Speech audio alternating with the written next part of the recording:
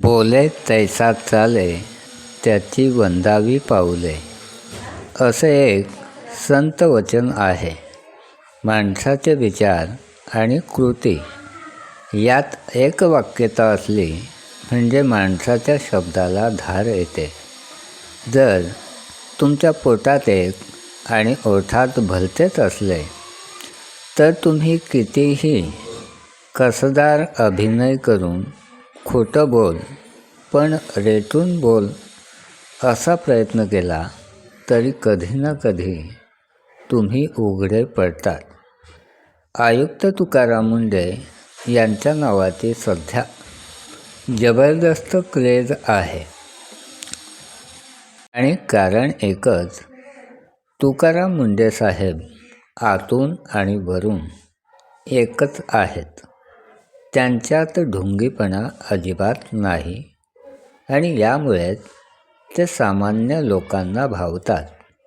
मंडळी, तुकाराम मुंडे यांना खरंच एक दिवसाचा मुख्यमंत्री करात, अशी मागणी लोकांमधून जोर धरू लागली आहे.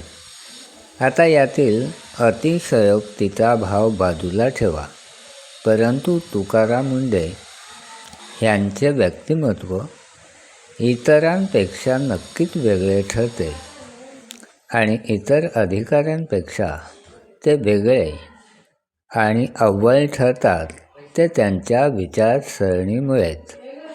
आता तर तुकाराम मुंडेंनी व्यक्त केलेले विचार तुम्ही ऐकलेच पाहिजेत. विशेष करून सध्याच्या राजकारण्यांना त्यांनी अशी काही चपराक लगावली आहे की विचारूच नका.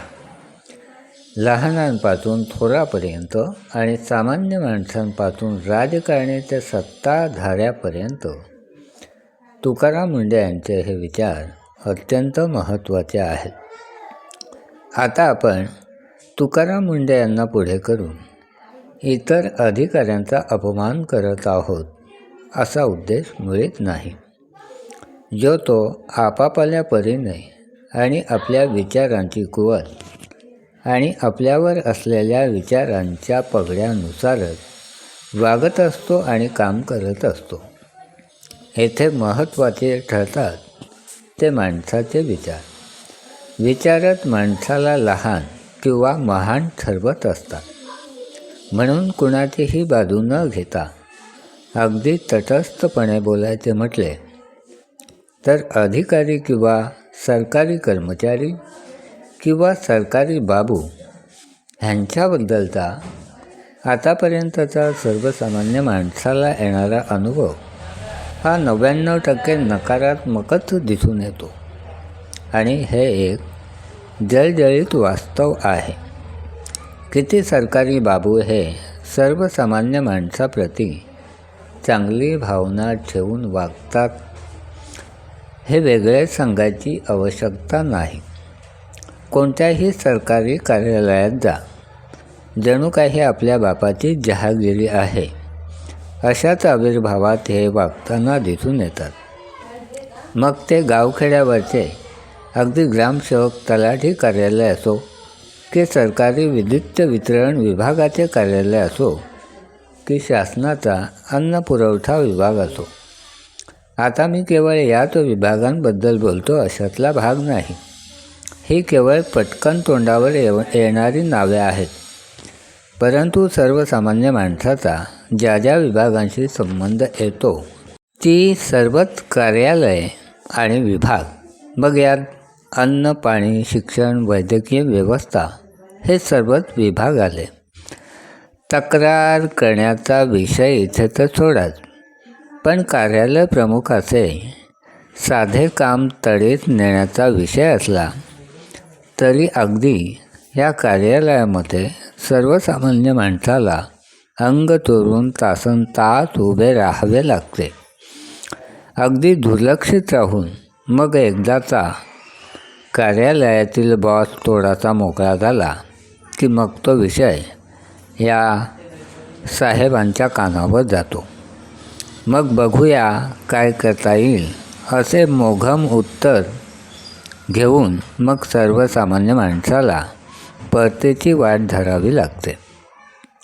त्यातच मग जर एखाद्याला थोडीफार माहिती असेल आणि जर त्याने नियमावर बोट ठेवलेच तर त्याच्यावर लगेच सरकारी कामात अडथळा आणला म्हणून लगेच कारवाई करायला मग पोलीसही मोठी तत्परता दाखवतात.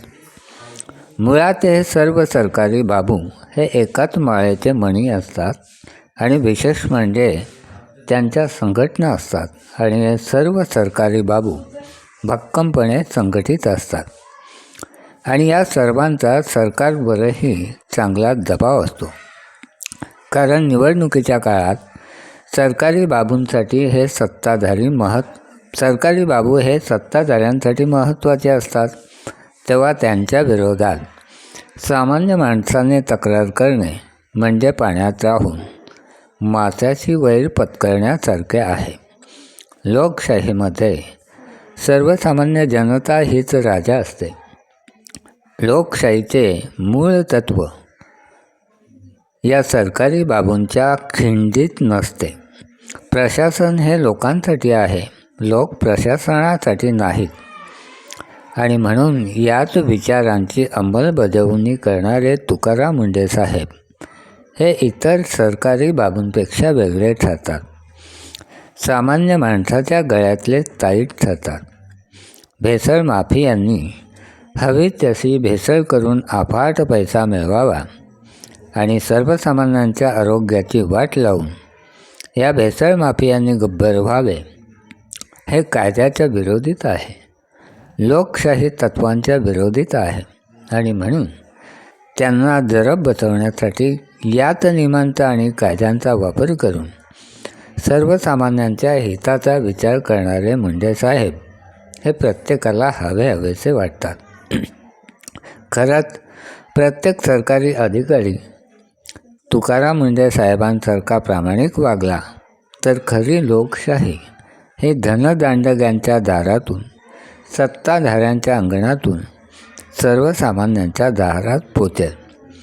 नुकतेच या विषयावर आपले विचार मांडताना मुंडे साहेब म्हणाले, मुळातच प्रशासन व्यवस्था अस्तित्वात आली ते सर्वसामान्यांच्या हिताचे रक्षण करण्यासाठी, अधिकाऱ्यांना आपली बॉसगिरी दाखवण्यासाठी नव्हे.